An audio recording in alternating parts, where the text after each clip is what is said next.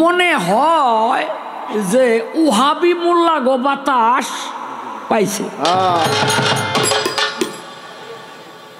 হ্যাঁ, আমি দেখছি তো সবাই শরীয়ত মারফত গান গাইতে জানে না।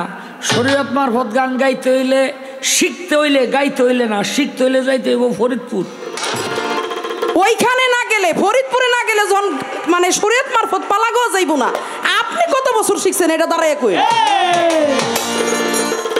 আমি যতটুকু জানি ওনার উস্তাদ হচ্ছে শ্রদ্ধেয় বরাবুল সরকার, যার বাড়ি হচ্ছে ফতুল্লায়।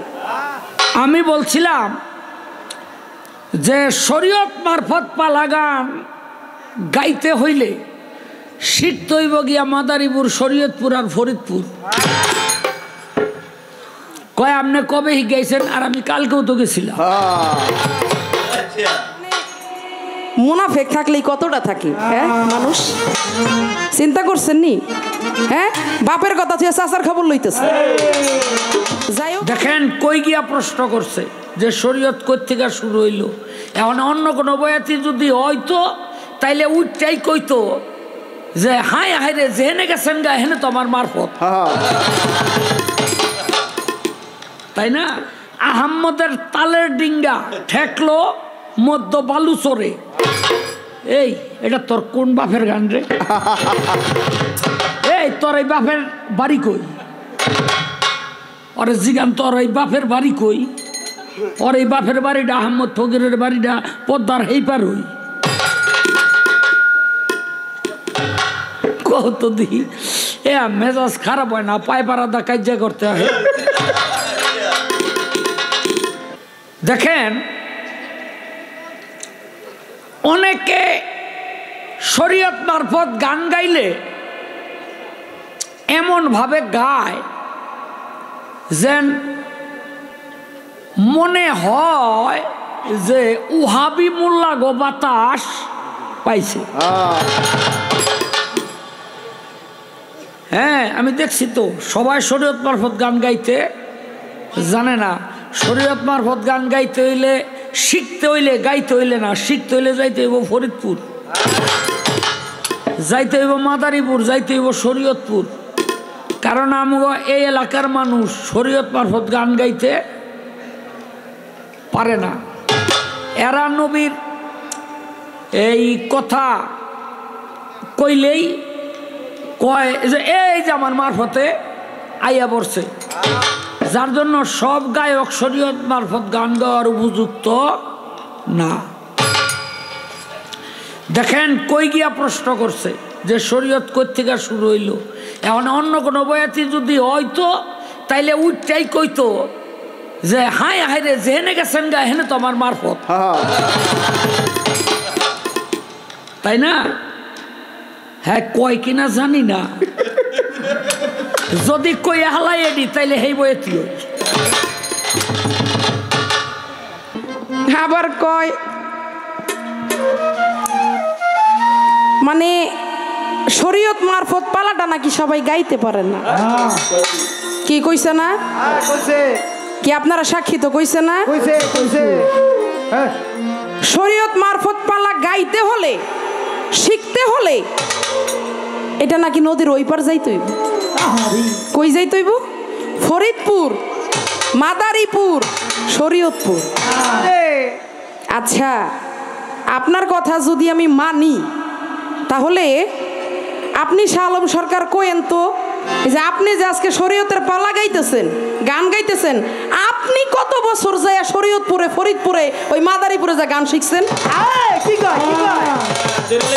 কি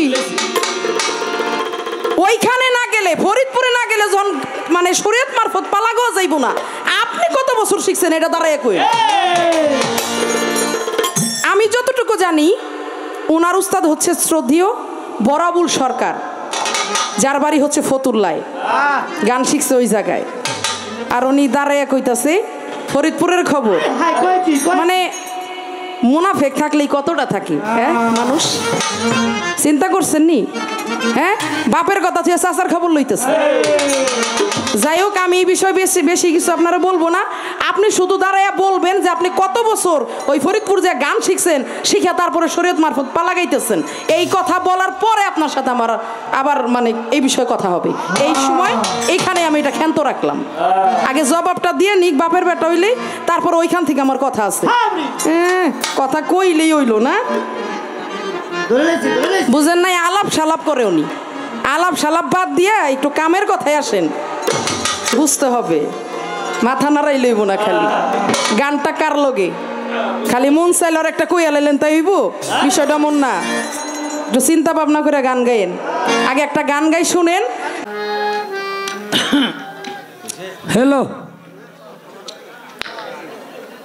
এই আগামীতে যখন এই ওরসটা করবেন তখন এই চেয়ার দিবেন না, এই পাটি বিছাই দিবেন। কারণ চেয়ারে বেশিক্ষণ বয়ে থাকা যায় না। একেবারে পাটি এই পর্যন্ত দিবেন, সব মানুষ থাকবে ঢালা বিছনা।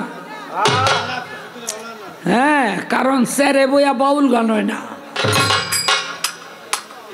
চেয়ারে বৈশা বাউল গান শোনা হয় না, টাকাও খরচ করছে বেশি,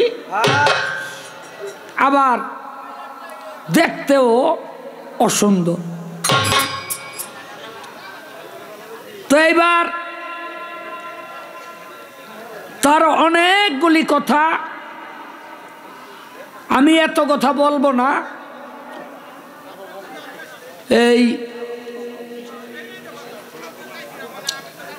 এই যে আমি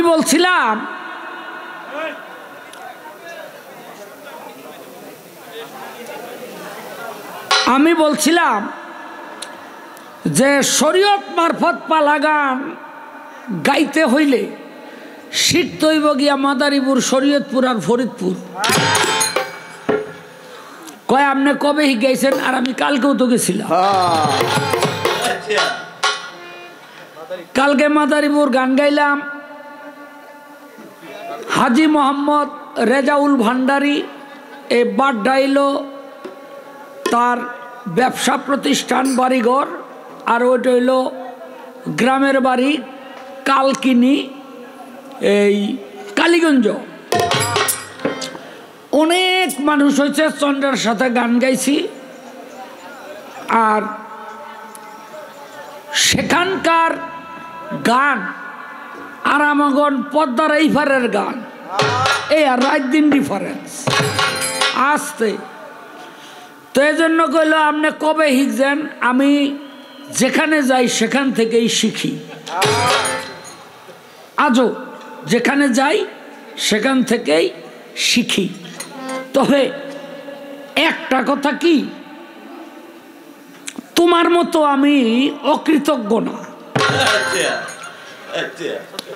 আমি কৃতজ্ঞ ব্যক্তি। এই জন্য যেই এলাকার যেটা সেখান থেকে সেটা শিখি।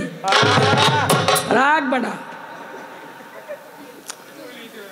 আমি যদি কই কুমিল্লার আম ভালো, কেউ মাইনা নিব?